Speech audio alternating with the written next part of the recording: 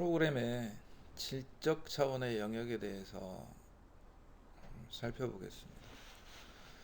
대상자가 첫 번째 나오는 것처럼 서비스에 접근하기가 쉬워야 되겠죠. 그래서 접근성이 얼마만큼 좋으냐.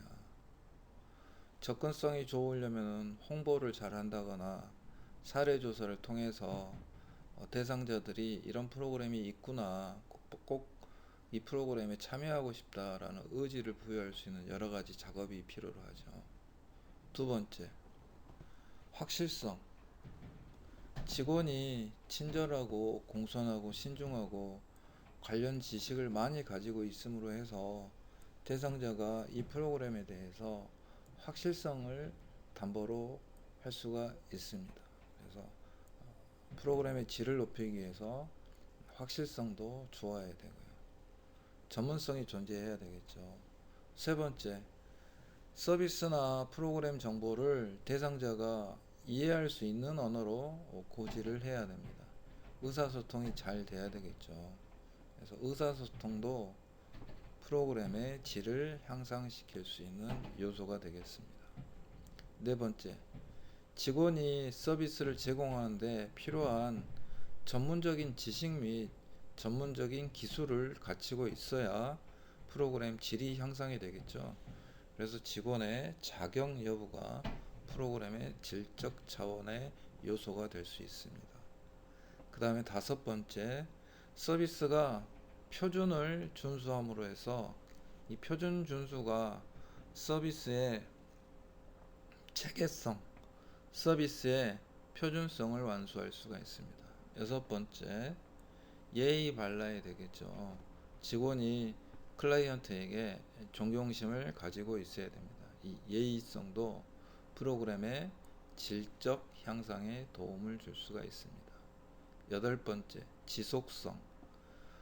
프로그램을 수행하고 거기에 대한 결과나 성과가 나왔을 때 즉각적으로 사라져 버린다면 일회성밖에 되지 않겠죠. 사회복지의 목표는 대상자의 삶의 질을 향상시키는 건데 이게 지속적으로 유지될 수 있는 결과물이 나타나야 좋죠. 그래서 이 지속성도 프로그램의 질적 차원의 요소가 될 수가 있습니다. 아홉 번째, 공감. 직원이 클라이언트에 대한 개별화된 이해와 관심을 보여줌으로 해서 사회복지사와 클라이언트가 모두가 이 프로그램에 대해서 공감적 요소를 가지고 있으면은 프로그램이 성공할 가능성이 높겠죠. 그래서 공감성도 질적 차원의 영역이 될 수가 있겠습니다. 열 번째, 인격성. 클라이언트의 존엄성과 자존심을 보호하는 방식으로 서비스가 제공돼야 하겠습니다. 11번째, 수행성. 서비스가 계획대로 잘 진행이 돼야 되고 결과물도 잘 나와야 되겠죠. 수행성도 질적 차원의 요소가 되겠습니다. 12번째, 신뢰성. 시간이 지남에 따라 신뢰할 수 있고 일관되게 서비스를 제공하는 능력이 프로그램을 운영하는 사회복지사나 사회복지기관이 갖추어야 할 것입니다. 그리고 13번째, 반응성. 직원이 서비스를 제공하는 시기의 적절성이 반응성이 되겠습니다. 14번째, 안정성. 서비스가 안전한 장소에서 제공되며 위험이 존재하지 않아야 됩니다. 예외적인 사고는 이 안정성에 대한 예방이 부족해서 나타날 가능성이 많습니다. 그래서 프로그램의 성공 여부는 이 기본적인 안정성이 유지가 되어야 됩니다. 그 다음에 15번째, 가시성. 설비나 장비나 인적 자원, 출간된 자료의 물리적인 외형이 환경이 잘 갖춰져야 되겠죠. 이런 질적 요소가 PPT에 15가지가 설명이 되어 있는데 이 질적 요소들이 모두 평가의 요소가 될 수 있다라는 걸 여러분들이 인식하였으면 합니다. 프로그램에서 우리가 평가를 할 때 무엇을 평가할 것인가는 굉장히 중요한 문제입니다. 지금 PPT에 보이는 것은 직업훈련 프로그램에서 취업률을 평가 항목으로 설정한 경우에 몇 퍼센트의 취업률을 목표로 할 것인가, 즉 성공의 기준이 되겠죠. 성공의 기준을 얼마로 잡을 것인가의 문제입니다. 그래서 예상 목표치는 조직의 책임자, 프로그램 책임자, 그리고 서비스 제공에 책임이 있는 평가팀 간의 합의에 의해서 설정이 되어야 됩니다. 여기서는 사회 적응 훈련, 직업 적응 훈련, 직업 훈련에 대해서 효과성과 효율성과 만족도에 대한 목표 평가 예가 나왔습니다. 사회 적응 훈련과 직업 적응 훈련에 있어서의 효과성은 프로그램에 얼마만큼 참석했느냐가 사회 적응을 잘했느냐, 직업 적응을 잘했느냐 확인할 수 있는 목표가 되겠죠. 근데 직업 훈련에서는 효과성을 나타내는 데 있어서는 얼마만큼 참석했냐보다는, 직업 훈련에 얼마만큼 참석했냐보다는 얼마만큼 채용됐느냐. 그래서 효과성에, 직업 훈련에 있어서의 효과성에 있어서는 1번이 고용률로 나왔죠. 그래서 무엇을 평가 항목으로 잡을 건가 중요합니다. 자, 세 가지 훈련 중에서 효율성을 보면은 훈련 비용하고 훈련 기간 있죠. 이 둘 다가 효율성 측면에서 비용 작고 기간 작은데 직업 훈련 잘 되면은 고용률이 높아지게 되겠죠. 그래서 우리가 평가에서 무엇을 측정을 하는가가 굉장히 중요합니다. 그 다음에 만족도 조사를 보시면은 사회 적응 훈련하고 직업 적응 훈련은 대상자에 대해서만 만족도 조사를 하는데, 직업 훈련에 있어서는 취업을 시켜야 하기 때문에 만족도 조사가 1번 프로그램 만족도는 이 직업 훈련에 참여한 대상자를 위주로 하는 거고, 2번 고용주의 만족도 조사는 직업 훈련을 통해서 취업이 된 사람의 일을 얼마나 잘 하느냐라는 건, 직업 훈련이 얼마나 잘 됐느냐라는 걸 검사하기 위해서는 그분을 고용한 고용주의 만족도 조사가 있어야 되겠죠.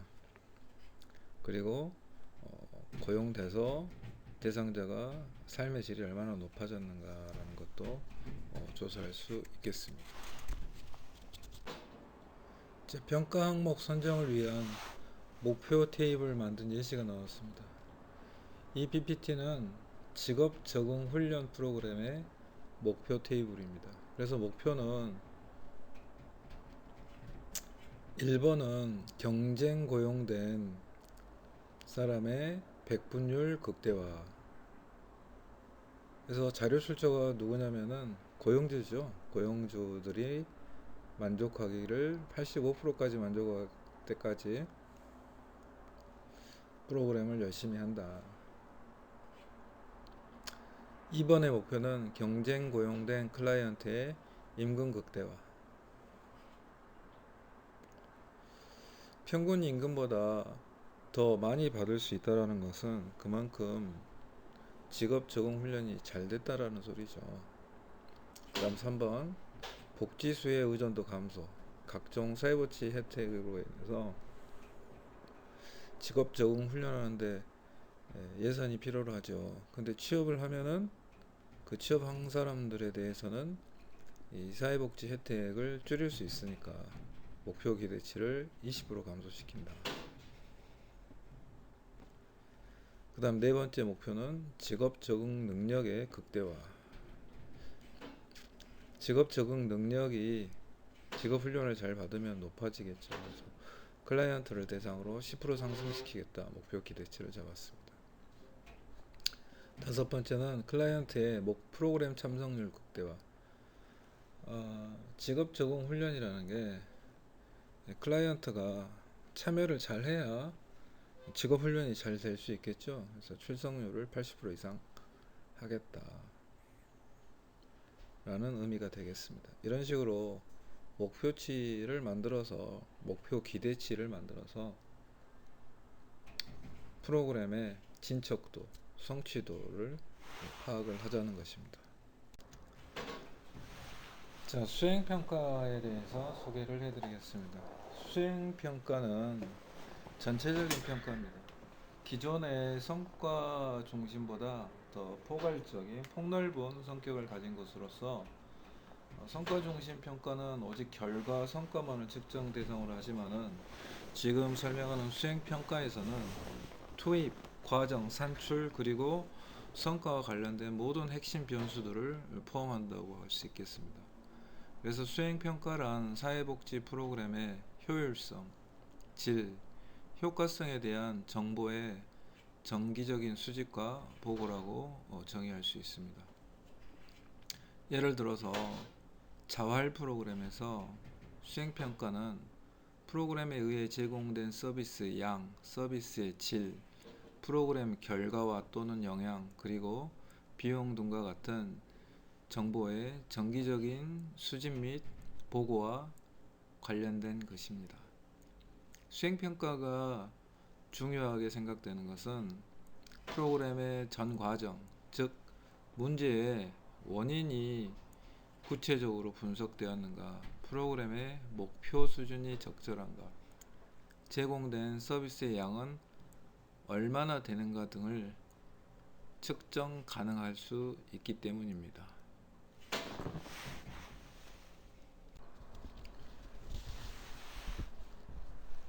일반적으로 사회복지 프로그램에 대한 수행평가는 체계 모델을 적용하여 설명을 합니다.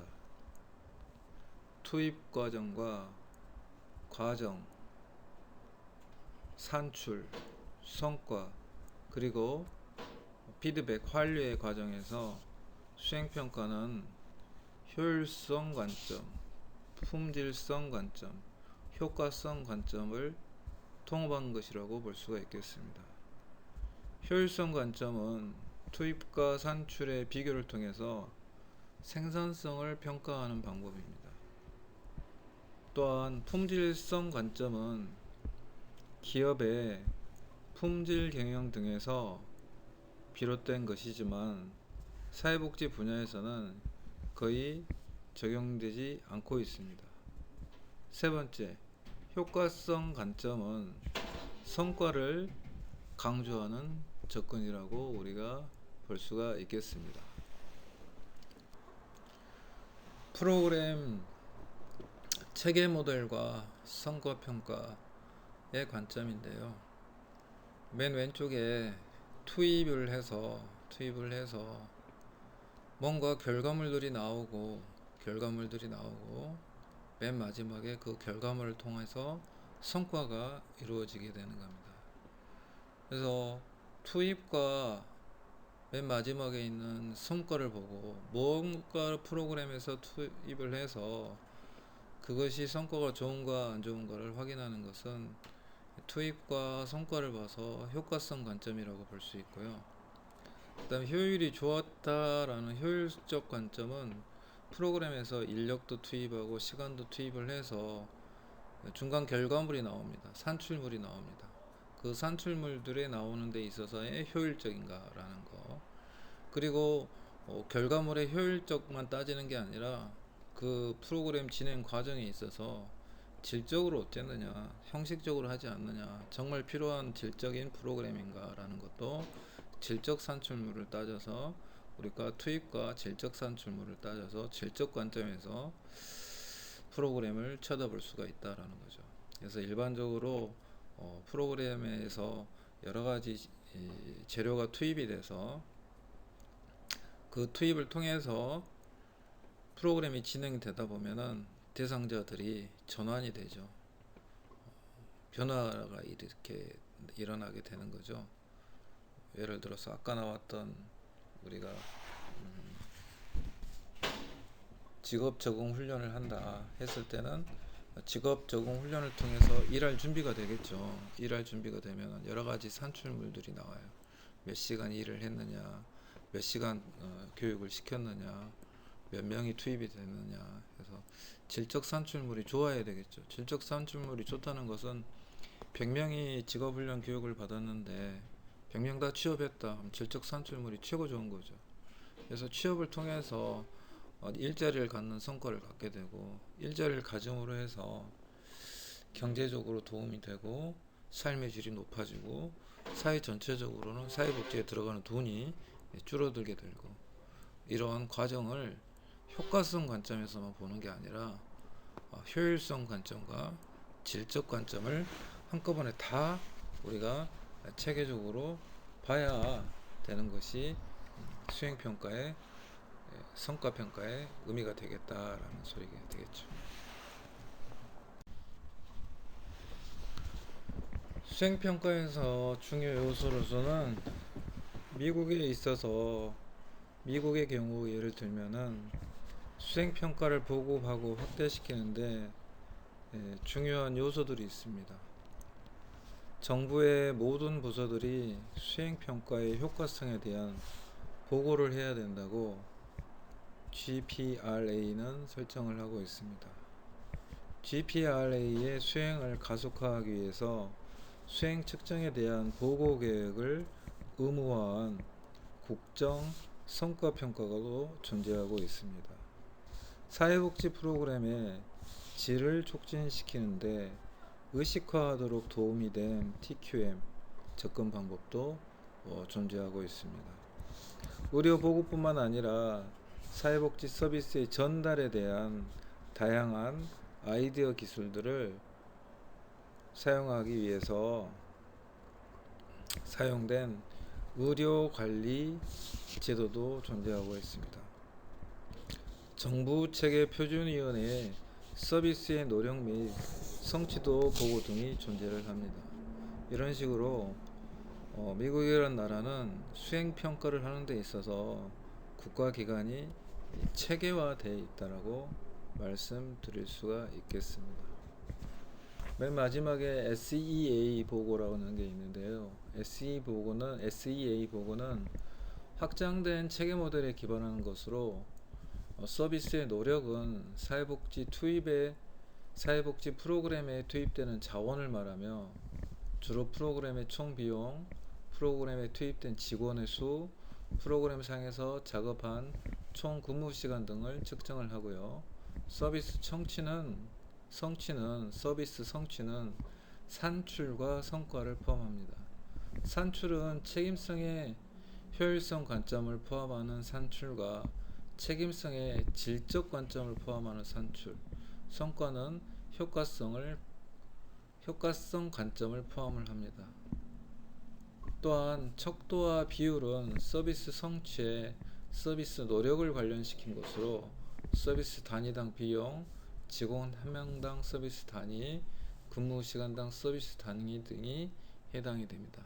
이런 식으로 사회복지 서비스를 하는 데 있어서 평가의 체계가 국가적으로 잡혀져 있다고 말씀드릴 수가 있겠습니다. 수행 측정 항목의 구분 및 예시를 한번 살펴보겠습니다.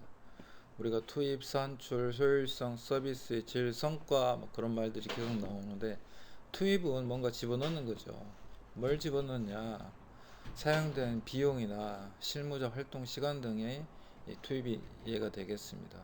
산출을 생산하기 위해 사용된 자원이 되겠습니다. 산출은 뭐냐? 생산단 단위의 양 또는 수, 업무량과 관련된 지표들로서 행동 지향적이고 측정 가능하며 보통 관리적 통제가 있는 것을 얘기를 합니다.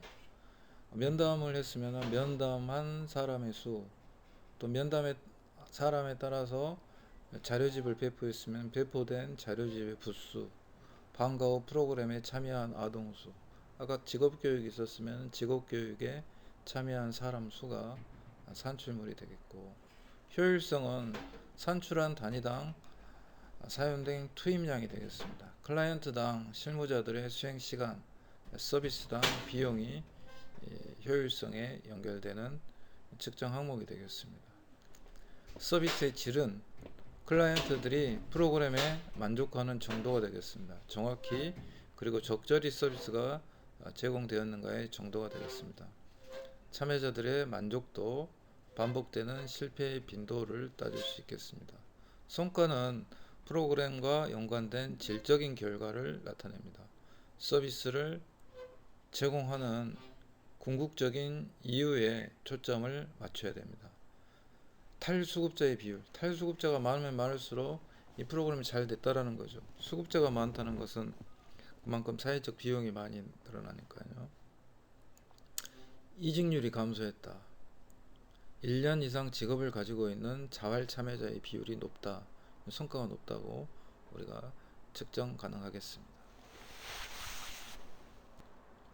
자, 산출평가에 대해서 알아보겠습니다. 교재로는 143페이지네요. 산출평가는 무엇을 측정하는가? 아웃풋, 산출은 뭔가 나온 결과물이죠.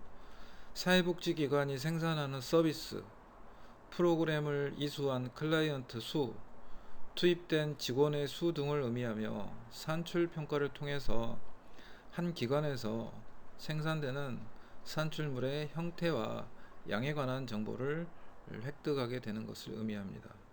사회복지 프로그램에서는 일반적으로 두 가지 형태의 산출물이 생성이 되는데요. 즉 중간 산출물과 최종 산출물을 생산하게 되는 것입니다. 중간 산출물은 최종 산출물의 생산에 소비될 생산물과 서비스들이며 최종 산출물은 사회복지 프로그램의 마지막 생산물이 되겠습니다. 따라서 프로그램에서 최종 산출물과 최종 산출 평가는 클라이언트 중심이고 중간 산출물과 중간 산출 평가는 서비스 중심이 되겠습니다. 중간 산출물은 최종 산출물을 생산하기 위해서 서비스 단위로 측정이 됩니다.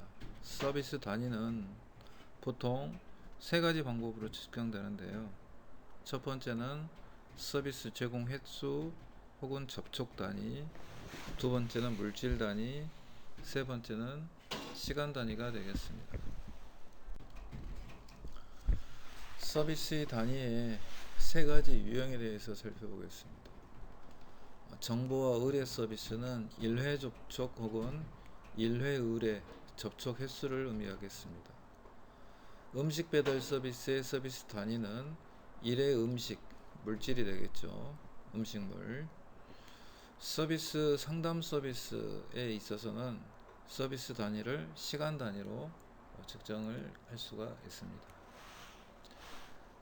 상담 프로그램이든 직업훈련 프로그램이든 무료 급식 프로그램이든 제공된 서비스의 양을 측정하는 것은 반드시 필요하며 서비스 단위별 측정은 서비스의 양에 따라 표준화된 측정이라고 할 수가 있습니다.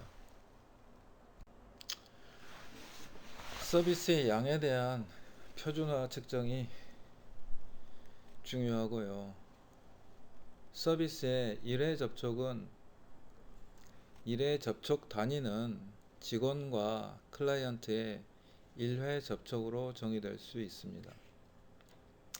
클라이언트 접촉 정보의 기록은 중요시되지만 실제 만남의 시간은 중요하게 간주되지 않습니다. 물질 단위는 클라이언트에게 제공된 음식, 옷, 현금 등이 포함되며 다른 방법에 비해서 정확성은 떨어질 수 있습니다. 예를 들어 한 끼의 음식 제공에서 반찬의 수가 아주 다양하고 질적으로 차이가 많을 수 있지만 한 끼의 음식은 서비스 한 단위로 간주되기 때문입니다. 시간 단위는 프로그램의 특성에 따라서 월, 주, 일, 시간 및 분으로 나타낼 수 있습니다. 시간을 서비스 단위로 할 경우 시간을 직접적인 클라이언트 접촉 시간만으로 할 것인지 아니면 지원을 위한 활동 시간도 포함할 것인가를 명확히 해야 될 필요가 있습니다. 예를 들어서 활동 시간인 지원 활동 시간에는 대상자가 이동을 한다 할지 아니면 사회복지사가 서류 작성을 한다 할지 이걸 포함시킬 건가 말 건가 결정해야 될 필요가 있습니다.